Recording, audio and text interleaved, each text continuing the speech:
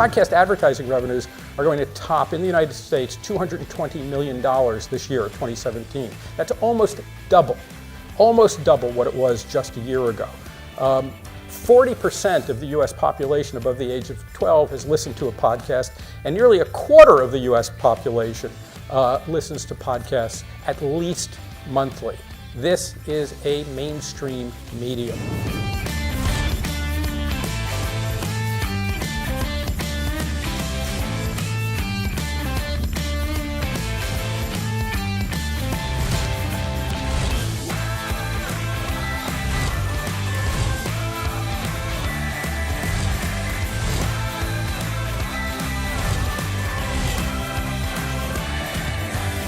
In a way, what we're doing is very old-fashioned storytelling. Like, these are narratives with characters who you can relate to, and the plots are designed to just like pull you in and make you want to hear what happens next. People connect to them the way they connect to television, and we believe that there's a class of podcasts that basically can be television. On TV, it's more like the headline, the story of the day, the news of the day.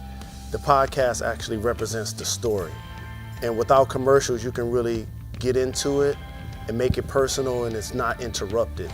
On the Judge John Hodgman podcast, they are real disputes, big ones, small ones, and sometimes they're ridiculous, sometimes they're very serious, but I think that one of the special things about Judge Hodgman is that he always finds the crux, even in the silliest case. Like that time a guy wanted to turn his and his girlfriend's master bedroom into a VR parlor, and I told him he couldn't, and he had to go down to the basement. I learned he couldn't go down to the basement because he was afraid of centipedes. I truly believe there's really no room for mediocre brands in the next, 18 to 24 months in this incredibly dynamic media landscape. And what it really comes back down to is our ability to tell stories, and we believe we are better at that than anybody else. We've worked with a lot of partners in this room, either through host reads or through advertising on NPR, Gimlet, Stitcher, and others, Panoply, it's worked well for us. I like the transparency of people kind of seeing through our thought process. That's very, I think, integral to any type of data-driven journalism, or any journalism, any good journalism, right? Is that you should be transparent about your thought process. You're trying to demystify events and not draw some curtain and say, oh, behind the curtain, here's what the smart people know. You're saying, no, we trust the audience as peers. We have a lot of experience working in these areas, and you're going to kind of see through our thinking and see through the errors in our thinking and kind of talk through it with people.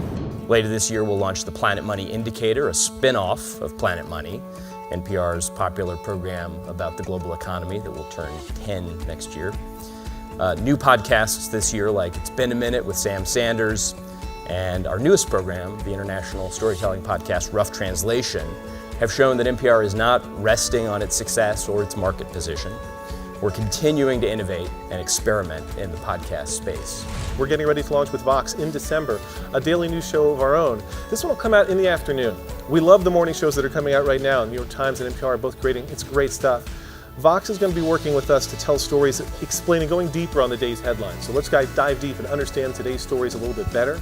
That show is going to have the Vox editorial voice and launches before the end of the year. Everything sound is hot, particularly with millennials, right? Broadcast radio, AM/FM broadcast radio is up 7% with millennials. Podcasts are up 11% year over year.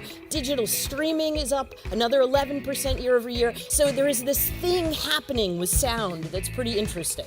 Wondery is a network of storytellers who specialize in immersive storytelling, the kind that makes you feel you're there with the characters feeling the emotions, and immersive ads, the kinds that make you feel that you want to use the product. We are developing an entire suite of sponsorable products that will run across all of these smart speakers in the coming months and year, including Amazon Alexa, Google Home, and the new Apple HomePod. You think about it as a marketer, everybody now is trying to tell stories.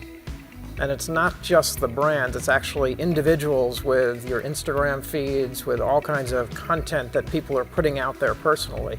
And so we actually wanted to make sure that people understood that Mini as a brand, but also now as a product, could fit into people's lives, and that they thus can fit into it and take the car on adventures and add stories to their life.